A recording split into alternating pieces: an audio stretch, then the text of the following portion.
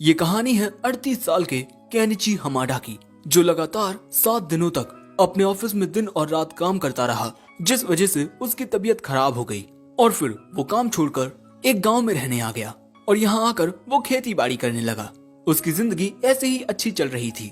एक दिन वो एक टीवी शो देखता है जिसमें एक लड़के को एक गॉडेस दूसरी दुनिया में भेज देती है। उस लड़के के पास उसकी स्टेटस विंडो होती है, जिसके बाद एक दिन खाना बनाते हुए वो अचानक ही गायब हो जाता है और फिर वो खुद को पाता है एक अलग ही दुनिया में। उसे समझ नहीं आता कि उसके साथ क्या हो रहा है। ये दुनिया बहुत खतरनाक होती है। उसे कुछ भी समझ नहीं आता। वो यहाँ अपना स्टेटस ओपन करने की कोशिश करता है, जो ओपन हो भी जाता है और अब वो समझ चुका है कि वो एक दूसरी दुनिया में आ चुका है। जिसके बाद केनिची देखने लगता है क्या उसके पास कोई मैजिक और स्किल है, लेकिन ऐसा उसे कुछ दिखाई नहीं देता। तभी वो एक ऑप्शन पर क्लिक करता है और उसके सामने एक विंडो ओपन होती है जिसमें ऑनलाइन शॉपिंग थी। साथ ही उसके पास एक आइटम बॉक्स भी होता है जिसमें वो चीजें रख सकता है और ये ट्राई करने के लिए वो कुछ घास लेकर उस आइटम बॉक्स में डालता है जो उसमें स्टोर हो जाती है और इसके बाद वो उस घास को बाहर भी निकाल देता है और कहता है वाह, ये तो बहुत बढ़िया चीज है। लेकिन तभी उसे भूख लगाती है, इसीलिए वो कुछ ऑर्डर करने के बारे में सोचता है, लेकिन वो ऐसा नहीं कर पाता पर्याप्त बैलेंस ना होने के कारण। साथ ही उसे ये भी पता चलता है कि वो ऑनलाइन शॉपिंग में चीजों को बेच भी सकता है और चीजें बेचकर उसे पैसे मिलेंगे, लेकिन उसके पास तो कुछ बेचने के लिए भी नहीं होता। लेकिन तभी उसकी नजर स्केलेटन के अंदर धसी तलवार पर जाती है, जिसके बाद वो उस तलवार को बेचकर काफी सारे पैसे कमाता है और फिर थोड़ा दूध और ब्रेड खरीदता है। जिसके बाद वो एक शॉवल खरीदकर उस स्केलेटन को जमीन में दफना देता है और उससे कहता है तुम्हारी वजह से आज मेरी जान बच पाई है, शुक्रिया। जिसके बाद केनिची एक साइकिल खरीदकर जंगल से बाहर निकलने लगता है और इसके कुछ देर बाद वो दूध पीता है और फिर आसपास के इलाके का मुआयना करता है और इसके बाद फिर से आगे बढ़ने लगता है और फिर शाम के वक्त एक जगह रुककर अपना छोटा सा कैंप लगाता है। जिसके बाद अपने लिए स्वादिष्ट भोजन बनाता है और जब वो ये खाना खाता है उसे बहुत अच्छा लगता है। लेकिन तभी हम देखते हैं कि वहाँ कुछ मॉन्स्टर्स आ जाते हैं और जैसे ही केनिची उन्हें देखता है वो घबरा जाता है और इसके बाद वो अपने ऑनलाइन स्टोर में कोई हथियार ढूंढने लगता है। वो मॉन्स्टर्स धीरे धीरे उसकी ओर बढ़ रहे थे। जिसके बाद वो कुछ पटाखे और एक गैस टॉर्च खरीद लेता है और इन्हें जलाकर उन भेड़ियों की ओर फेंक देता है। धुएं की वजह से वो भेड़िए केनिची से दूर तो होते हैं लेकिन भागते नहीं। जिसके बाद केनिची किसी और चीज को ढूंढने लगता है और इसके बाद वो एक गुलेल खरीद लेता है और इसके बाद वो उस गुलेल से इन भेड़ियों पर पत्थर मारने लगता है और पत्थर लगने की वजह से वो भेड़िए बेहोश हो रहे थे। ऐसे ही लगातार केनिची गुलेल चलाता रहता है। वो भेड़िए वहाँ से भाग जाते हैं। जिसके बाद केनिची तुरंत अपनी बाइसिकल से यहाँ से भागना शुरू करता है। वो रात के वक्त ही एक टॉर्च की मदद से आगे बढ़ रहा था और ऐसे ही वो रात भर बस आगे बढ़ता रहता है। जिसके बाद सुबह होती है और हम केनिची को एक जगह पड़े हुए देखते हैं। जिसके बाद वो होश में आता है। अब जैसे वो आगे बढ़ने की कोशिश करता है, ये जंगल बहुत घना होता है, इसीलिए वो एक पेड़ पर एक सीढ़ी लगाकर एक दूरबीन से दूर देखने की कोशिश करता है। और हाँ, ये सारा सामान वो ऑनलाइन शॉपिंग से खरीद रहा है। सामने उसे काफी बड़ी दीवार नजर आती है। केनिची सोचता है कि अब वो इस शहर में जाकर और पैसे कमा पाएगा, क्योंकि अब उसके पास बहुत कम पैसे बचे हैं। साथ ही अब बारिश भी होने लगी है। जिसके बाद केनिची इसी बड़ी घास के बीच में से जैसे ही जंगल से बाहर निकलता है, उसके सामने अचानक ही एक घोड़ा गाड़ी आ जाती है। वो घोड़ा गाड़ी वाला कहता है तुम ठीक तो हो ना? और यहाँ पर केनिची उस आदमी की बातें समझ पा रहा था। जिसके बाद वो घुड़सवार कहता है मेरा नाम फुओ है और मैं एक मर्चेंट हूँ। अगर तुम राज्य की ओर जा रहे हो तब मैं तुम्हें छोड़ देता हूँ। केनिची कहता है मदद के लिए शुक्रिया, वैसे मेरा नाम केनिची है। यहाँ एक लड़की भी बैठी हुई है, ये भी शहर जा रही है। जिसके बाद फुयो पूछता है कि तुम दहलिया राज्य की ओर क्यों जा रहे हो? केनिची कहता है मैं वहाँ कोई बिजनेस करूंगा।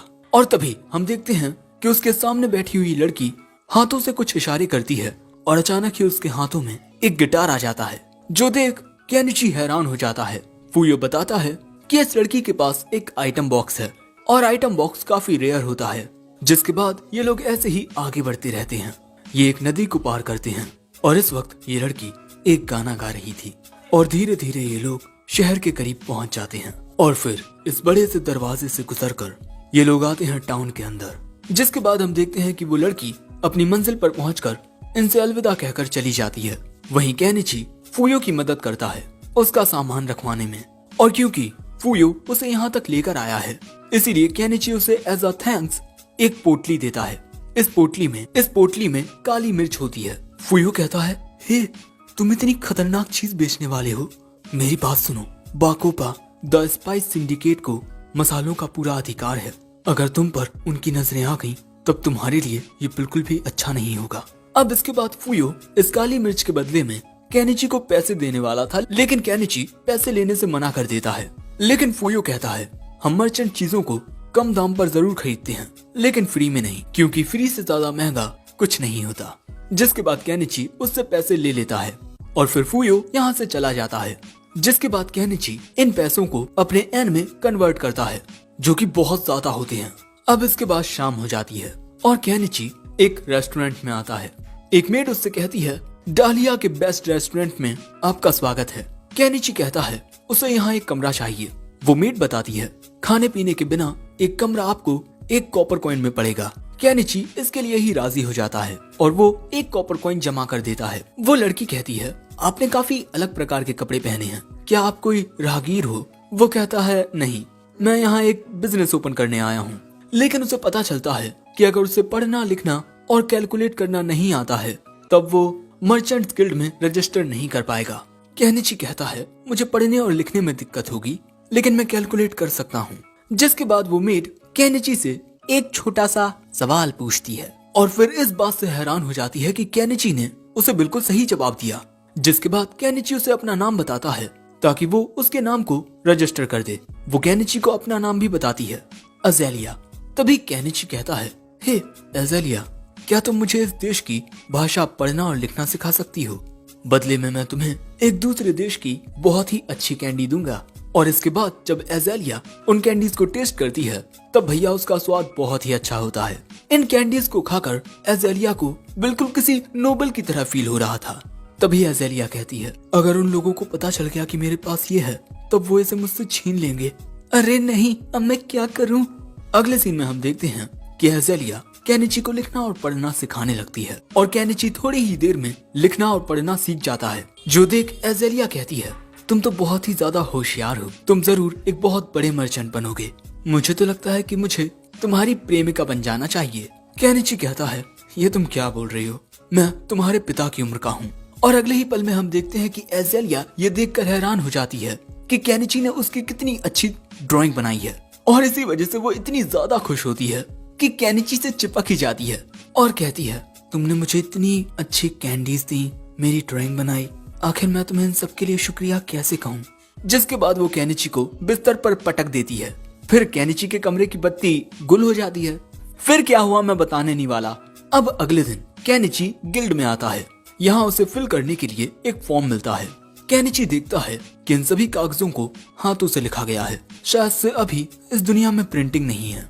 जिसके बाद केनिची सभी चीजें लिखकर उस फॉर्म को एक रिसेप्शनिस्ट को दे देता है और उसकी रजिस्ट्रेशन फीस 1 सिल्वर कॉइन होती है। लेकिन ये तो बहुत ज्यादा होते हैं, इसीलिए केनिची कहता है, मैं आपको ये पैसे इंस्टॉलमेंट में दूं तो चलेगा?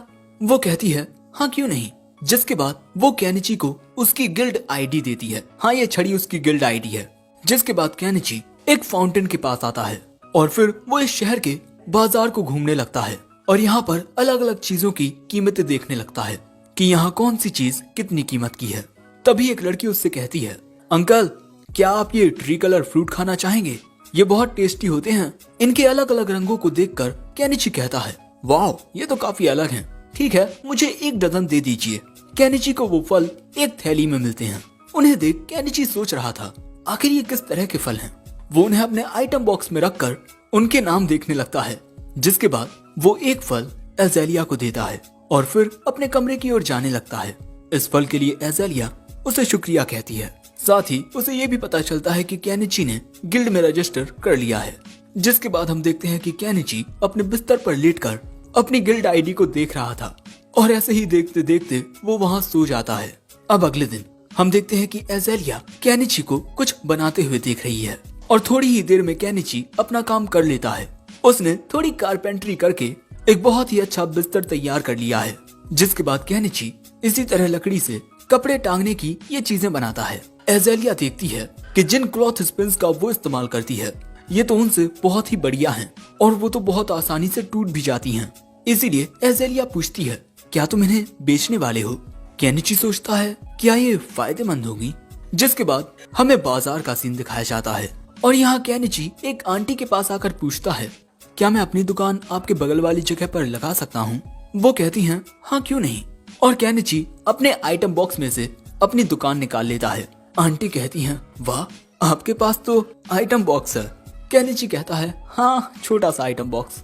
जिसके बाद केनिची वहाँ अपना सामान रखने लगता है। वो आंटी केनिची से पूछती हैं कि ये क्लिप्स कितने की हैं? वो कहता है, एक कॉपर कॉइन में 5 क्लिप्स। वो आंटी कहती हैं, ठीक है मैं ऐसी 5 खरीदना चाहती हूँ। वैसे मेरा नाम अनामा है, मैं यहाँ काफी वक्त से सामान बेच रही हूँ। वो कहता है, मैं हूँ केनिची, मैं एक बहुत दूर के गांव से आया हूँ। अब इसके बाद आंटी अपनी जगह पर बैठ जाती हैं और केनिची ग्राहक के आने का इंतजार करने लगता है। और ऐसे ही कुछ वक्त गुजरता है और थोड़ी ही देर में इनकी दुकानों पर ग्राहक आने लगते हैं। काफी लोग केनिची का सामान खरीदते हैं। जिसके बाद एक मेड आती है केनिची की दुकान पर और वो ये क्लिप्स लेकर चली जाती है। लंच ब्रेक के दौरान आंटी कहती हैं, तुम्हारी ये क्लिप्स तो काफी अच्छे से बिक रही हैं। जिसके बाद हमें पता चलता है कि केनिची ने कुछ मुनाफा कमा लिया है। वो इन्हें ही बेचकर एक काफी अच्छी जिंदगी जी सकता है। लेकिन दूसरे लोग भी फिर इसी तरह से चीजें बेचना शुरू कर देंगे। लेकिन तभी उसकी दुकान पर एक आदमी आता है। केनिची नोटिस करता है कि इसके कपड़े काफी अच्छे हैं और इसके पास एक तलवार भी है, जिसका मतलब इसका स्टेटस काफी अच्छा होगा। जिसके बाद ये आदमी केनिची से एक चाकू लेकर उसे देखने लगता है। इस चाकू में अलग ही चमक होती है। जिसके बाद वो इसकी धार चेक करता है। एक ही बार में काफी सारी रस्सियां ये आसानी से काट देता है और फिर इसकी कीमत पूछता है। केनिची कहता है, एक की कीमत है 2 सिल्वर कॉइन। वो आदमी कहता है, ये काफी महंगी है लेकिन इनकी क्वालिटी बहुत अच्छी है। वैसे क्या आपके पास इससे कुछ बड़ा है? ये बात सुन केनिची अपनी शॉपिंग साइट में एक अच्छा सा वेपन देखने लगता है और तभी उसे एक चीज मिलती है। ये एक हंटिंग स्वॉर्ड है। वो आदमी इस स्वॉर्ड को निकाल कर देखता है। असल में ये एक बहुत बढ़िया कटाना होती है।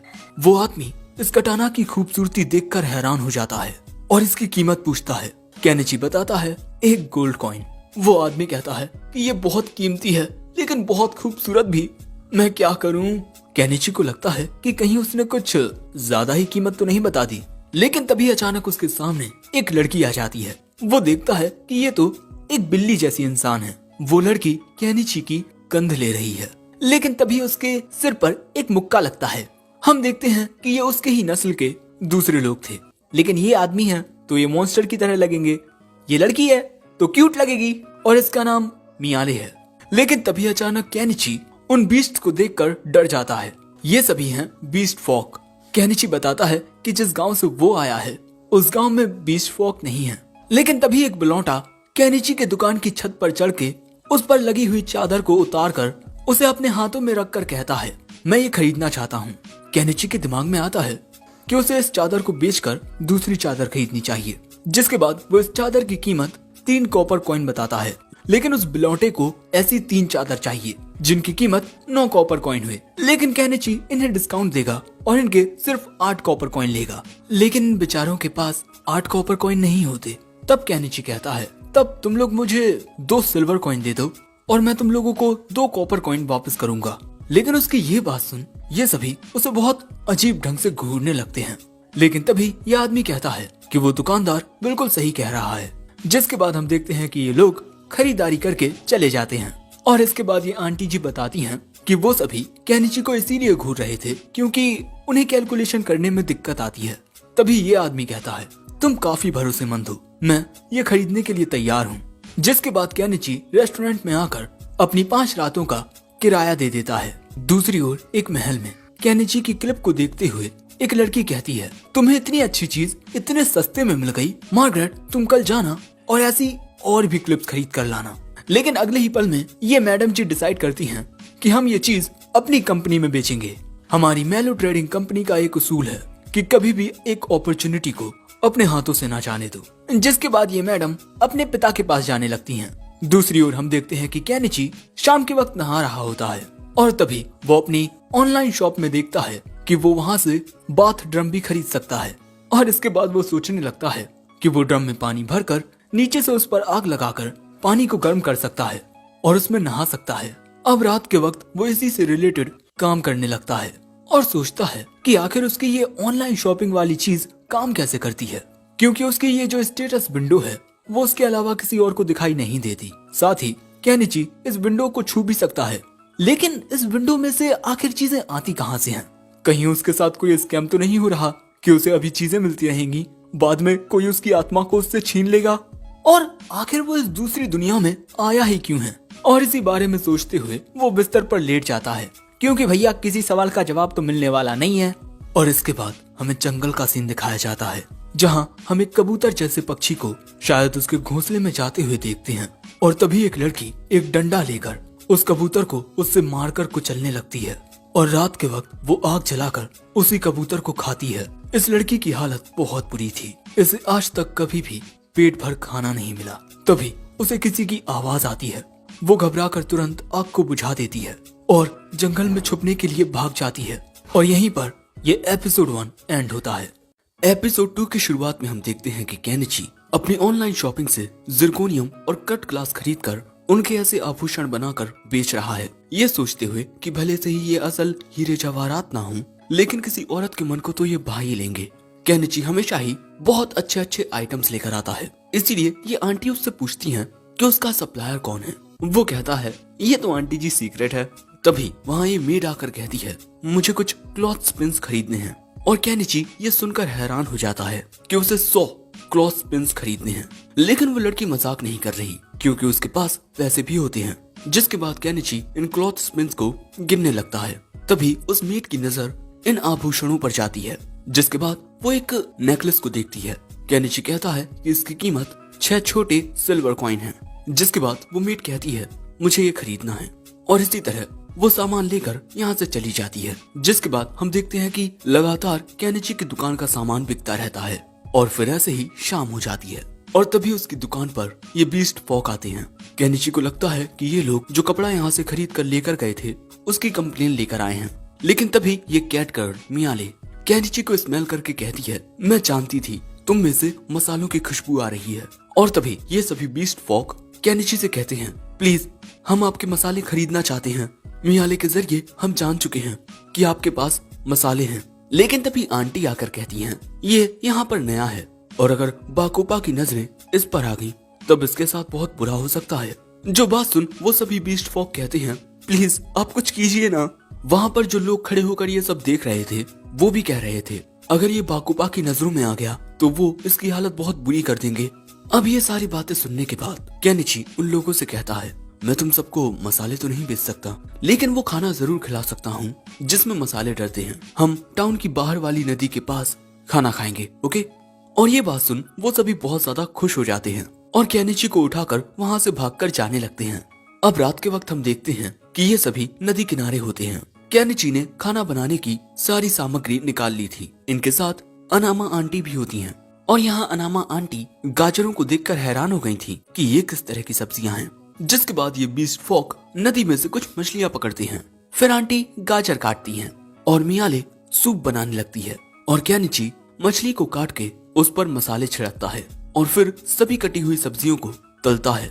और यहाँ पर इन सभी को खाने की बहुत अच्छी खुशबू आ रही थी, और फिर खाना बनकर तैयार हो जाता है। और इन लोगों को ये खाना इतना अच्छा लगता है कि ये उसे भुक्कड़ों की तरह खाने लगते हैं। आंटी भी कहती हैं आज से पहले उन्होंने इतना अच्छा खाना कभी नहीं खाया।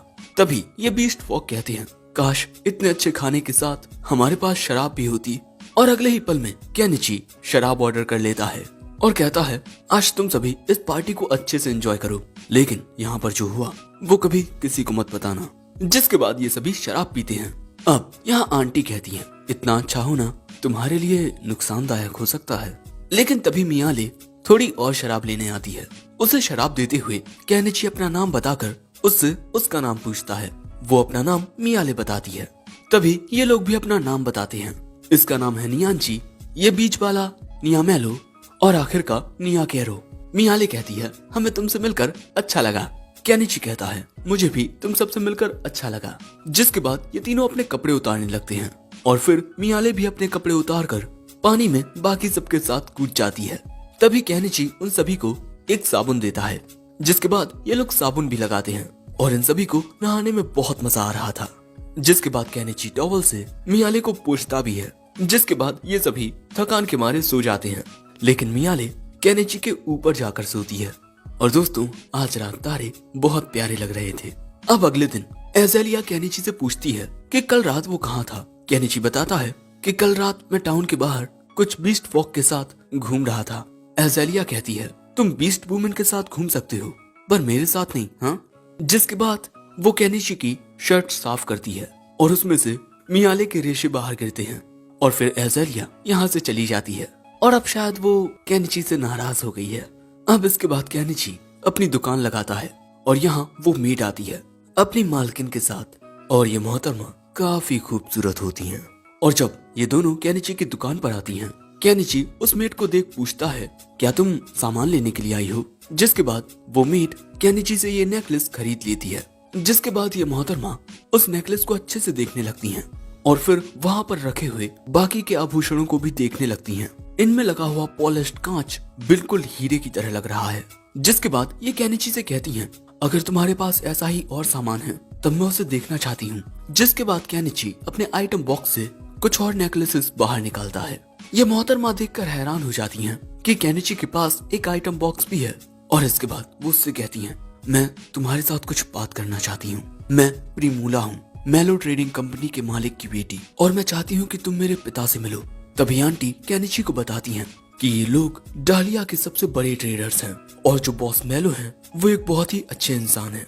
जिसके बाद हम देखते हैं कि केनिची एक घोड़ा गाड़ी में बैठकर इन दोनों के साथ जाने लगता है और यहाँ मेड मार्गरेट केनिची को एक कपड़ा देती है। वो देखता है कि इसमें क्लॉथ स्पिन्स हैं।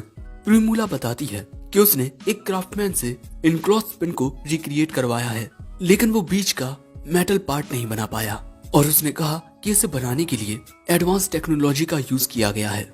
जिसके बाद ये सभी प्रिमूला के मेंशन तक पहुंच जाते हैं और ये देख केनिची सोचता है कि नोबल्स की जिंदगी कितनी आलीशान होती है। जिसके बाद उसकी मुलाकात प्रिमूला के पिता मेलो ट्रेडिंग कंपनी के मालिक मेलो से होती है। केनिची उन्हें अपना नाम बताता है, ये कहते हुए कि मैं यहाँ आपकी बेटी के कहने पर आया हूँ। जिसके बाद हम देखते हैं कि मिस्टर मेलो केनिची के आभूषणों को देखने लगते हैं और प्रिमूला के जरिए उन्हें ये भी पता चलता है कि केनिची के पास एक आइटम बॉक्स है। और जब वो केनिची से इस बारे में पूछते हैं तब वो कहता है कि हाँ, लेकिन वो बस एक छोटा सा आइटम बॉक्स है। लेकिन तभी केनिची को पता चलता है कि मिस्टर मेलो के पास भी एक आइटम बॉक्स है। वो कहते हैं, मैं अपने आइटम बॉक्स के जरिए ही अपनी ट्रेडिंग कंपनी को इतना बड़ा बना पाया हूँ। केनिची कहता है, मैं तो अपने आइटम बॉक्स में फालतू का सामान रखता हूँ। और इसके बाद वो पूछता है, तो आपने मुझे यहाँ क्या बात करने के लिए बुलाया है? मिस्टर मेलो कहते हैं, मैं चाहता हूँ कि तुम मेरी मेलो ट्रेडिंग कंपनी के लिए एक सप्लायर बन जाओ। केनिची कहता है, अगर आप मेरी दुकान के सामान को बेचना ही चाहते हैं तब आप उसे मेरी दुकान से कम दाम पर खरीद कर बाजार में महंगे में बेच सकते हैं। वो कहते हैं, अगर हमने ऐसा किया तब क्या तुम्हें अच्छा लगेगा? नहीं ना। और इसके अलावा हो सकता है कि हमारे राइवल्स भी तुम्हें कोई बड़ा ऑफर देकर बहलाने फुसलाने की कोशिश करें, और मैं नहीं चाहता कि ऐसा हो। हमारी मेलो ट्रेडिंग कंपनी के सक्सेस सीक्रेट्स में से एक है कि अपने सामने के प्रॉफिट को देखकर कभी अंधे मत हो जाओ। हो सकता है कि आगे चलकर तुम्हें कोई बेहतर अपॉर्चुनिटी मिल जाए, और अगर आप मेरे ऑफर के लिए तैयार हो जाते हैं तो मैं आपको बिक्री का 50% दूंगा। उन्हें लग रहा था कि केनिची इतने में नहीं मानेगा, लेकिन वो हामी भर देता है। जिसके बाद ये दोनों हाथ मिलाकर अपनी डील पक्की कर लेते हैं। जिसके बाद केनिची उन्हें अपने कुछ प्रोडक्ट दिखाता है और ये सब प्रिमूला को तो बहुत अच्छे लगते हैं। पिताजी, क्या मैं इन्हें खरीद सकती हूँ? वो कहते हैं, हाँ क्यों नहीं। और अब प्रिमूला कहती है, मिस्टर केनिची, मैं आपको इनके बदले में 10 गोल्ड कॉइन दूंगी। केनिची 10 गोल्ड कॉइन को एन में कन्वर्ट करने लगता है, जो कि बहुत ज्यादा होते हैं। जिसके बाद प्रिमूला उन्हें खरीद लेती है और इसी तरह थोड़े ही वक्त में केनिची का जो ऑनलाइन शॉपिंग में बैलेंस है वो 8 डिजिट से ज्यादा का हो गया। इसीलिए केनिची अपने लिए एक घर खरीद लेता है। जिसके बाद हम देखते हैं कि केनिची टाउन से बाहर जाने लगता है। वो पुल को पार करते हुए जंगल में आ जाता है और इस जंगल के अंदर जाने लगता है, क्योंकि अपनी दुनिया में भी वो ऐसे ही एक जंगल के बीच घर बनाकर वहाँ रहने लगा था और उसे यहाँ जंगल के बीच एक जगह मिल जाती है। और हाँ, वो एज़ेलिया को बता चुका है कि अब वो जंगल में जाकर रहेगा। एज़ेलिया ने उसे बताया कि वहाँ पर खतरा हो सकता है। उसका सामना तो केनिची पहले ही कर चुका है, इसीलिए वो कहता है कि मैं अपना घर शहर की दीवारों से ज्यादा दूर नहीं बनाऊंगा। जो सुन एज़ेलिया कहती है, तुम ना बहुत अजीब हो। जिसके बाद केनिची जंगल में घास काटता है और फिर एक दूसरा काम करने लगता है। काफी देर तक काम करने के बाद वो थोड़ा दूध पीता है। उसने अपने आने जाने के लिए एक रास्ता बना लिया है। जिसके बाद वो एक चेन सॉ से पेड़ काटना शुरू करता है। वो काफी सारे पेड़ काट लेता है, लेकिन अब उसके सामने एक बहुत ही मोटा पेड़ होता है। वो उसे काटना शुरू करता है, लेकिन इतना काटने के बाद बहुत ज्यादा थक जाता है। जिसके बाद वो कील और हथौड़े से उस पेड़ को इस तरह काटना शुरू करता है और कुछ देर में ही वो पेड़ कट जाता है। यहाँ पर केनिची ने एक पेड़ काट लिया है, लेकिन इसे काटने में ही वो काफी ज्यादा थक चुका है और इसी तरह वो काफी सारे पेड़ों को काट लेता है। अब वो इन कटे हुए पेड़ों को आइटम बॉक्स में रखने की कोशिश करता है, लेकिन वो ऐसा कर नहीं पाता क्योंकि ये पेड़ बहुत ज्यादा बड़े होते हैं। इसीलिए वो एक चेनसॉ से इन्हें काटना शुरू कर देता है। शाम होते होते वो इन बड़े पेड़ों को छोटे टुकड़ों में काट लेता है और फिर उन्हें अपने आइटम बॉक्स में रख लेता है। साथ ही उसे ये भी पता चलता है कि वो अपने आइटम बॉक्स में 10 मीटर से ज्यादा लंबा सामान नहीं रख सकता। अब यहाँ पर उसने काफी सारा काम कर लिया है और शाम भी हो गई है, इसीलिए वो आज इतना ही रहने देता है। अब अगले दिन वो एक फावड़े से इस पेड़ के नीचे की मिट्टी को खुदेने लगता है और काफी देर होने के बाद भी वो एक ही पेड़ को सिर्फ आधा ही खुदे पाया और इसी में वो बहुत ज्यादा थक चुका है। और यहाँ पर कितने सारे पेड़ हैं। वो गुस्से में आकर अपना शवल फेंक देता है, मैं इतना ज्यादा नहीं खुदे सकता। जिसके बाद वो अजीब सी हरकतें करता हुआ अपनी ऑनलाइन शॉपिंग से एक जाइंट मैका को सम्मन करता है। अरे मेरा मतलब अपनी ऑनलाइन शॉपिंग से ये मशीन खरीदता है, लेकिन यहाँ पर उसने एक बहुत ही महंगी मशीन खरीद ली है। लेकिन अब क्या ही करें, खरीद ली तो खरीद ली, लेकिन अब उसे वो मजदूरी का काम नहीं करना पड़ेगा। जिसके बाद वो उसमें बैठकर उसे चलाना शुरू करता है, लेकिन तभी उसे याद आता है कि वो इतनी बड़ी मशीन को चलाने के लिए डीजल कहाँ से लाएगा। और वो अपनी इन्वेंट्री में देखने लगता है, ना ही उसमें डीजल होता है और ना ही केरोसिन, लेकिन उसे लैंप ऑयल दिख जाता है जिसका इस्तेमाल वो केरोसिन की जगह कर सकता है। लेकिन 1 लीटर 1800 रुपए का है। लेकिन क्या करें, महंगा होने के बावजूद भी खरीदना मजबूरी है। वो खरीद लेता है, लेकिन इसके बाद वो इस बारे में भी सोचने लगता है कि कहीं ये ऑयल मशीन में डालने के बाद मशीन काम करना ही बंद ना कर दे। इसी वजह से अब वो एक डीजल जनरेटर मशीन को भी ऑर्डर कर लेता है, लेकिन उसका मैनुअल तो वो पढ़ ही नहीं पाता। और फिर वो डीजल जनरेटर में लैंप ऑयल डालने लगता है और उसकी ये मशीन काम कर जाती है। वो बहुत खुश होता है। जिसके बाद वो एक ड्रम केबल खरीद कर रात में काम करने के लिए वहाँ पर 2 बल्ब उजाल लेता है। अब क्योंकि उसने सारा दिन बहुत मेहनत की है, इसीलिए वो नदी में आकर नहाने लगता है। लेकिन भैया उसे मच्छर बहुत काट रहे हैं। एज़ेलिया ने उससे कहा था कि उसे बग रिपेलेंट मैजिक स्टोन खरीद लेना चाहिए। जिसके बाद वो उसे खरीदने के लिए एक टूल शॉप में आता है। यहाँ पर एक बूढ़ा मेज होता है। केनिची कहता है, मैं भी आपकी तरह एक दुकानदार हूँ, लेकिन मैं बाहर से आया हूँ।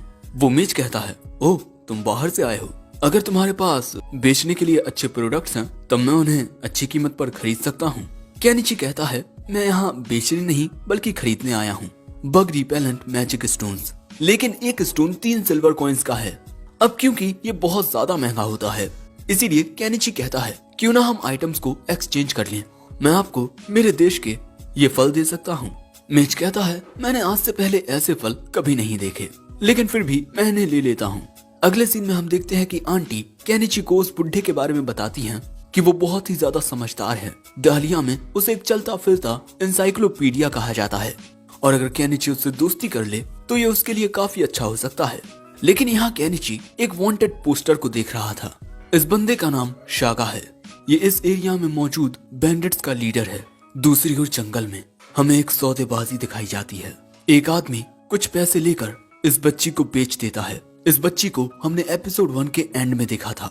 जिसके बाद वो आदमी यहाँ से चला जाता है और ये बच्ची अपने नए मालिक की घोड़ा गाड़ी में बैठने जाती है। लेकिन वहाँ पर इसी की तरह काफी सारे गुलाम थे। जिसके बाद ये बच्ची उन्हीं के पास जाकर बैठ जाती है। ये घोड़ा गाड़ी आगे चलती है, लेकिन तभी अचानक इन पर हमला हो जाता है। घोड़ा गाड़ी पलट जाती है और इन गुलामों को खरीदने वाले को भी मार दिया जाता है। ये डाकू थे और ये था वही शागा, बैंडिट्स का लीडर। जिसके बाद अगले दिन हम देखते हैं कि केनिची अपनी इस मशीन के जरिए काफी आसानी से उन पेड़ों को उखाड़ पा रहा था और फिर वो उन्हें उखाड़ कर दूर फेंक देता है अब तो उसे ये काम करने में भी मजा आ रहा है। वो बहुत आसानी से और तेजी से इन सभी पेड़ों को उखाड़ता जा रहा था और बस कुछ ही देर में वो अपना सारा काम कर लेता है और इसके बाद मशीन के ऊपर चढ़ के कहता है, इस नई दुनिया में एक आरामदायक जिंदगी जीने के लिए मैं इस जगह जंगल के बीचों बीच अपना एक लकड़ी का घर बनाऊंगा। लेकिन हाँ यार, ये मशीन खरीदने के बाद मेरे पास अब ज्यादा पैसे नहीं बचे, मुझे और सामान बेचना पड़ेगा। एंड गाइस, यहीं पर एपिसोड 2 एंड होता है। सो क्या लगता है, क्या केनिची अपनी मनचाही जिंदगी जी पाएगा? तुम लोग अपने ओपिनियन कमेंट बॉक्स में शेयर कर सकते हो और ये भी बता देना कि ये वीडियो कैसा लगा। वीडियो पसंद आया हो तो लाइक कर देना, चैनल पर नए आए हो तो सब्सक्राइब करते जाना और इसे अपने दोस्तों के साथ शेयर भी कर देना। साथ ही डिस्क्रिप्शन में मेरे सेकंड चैनल का लिंक है, उसे सब्सक्राइब कर लो और साथ ही मुझे इंस्टा और फेसबुक पर भी फॉलो कर लो, उनके लिंक भी डिस्क्रिप्शन में मिल जाएंगे। और चाहो तो हमारे चैनल की मेंबरशिप को भी ज्वाइन कर सकते हो। And in the end, sayonara.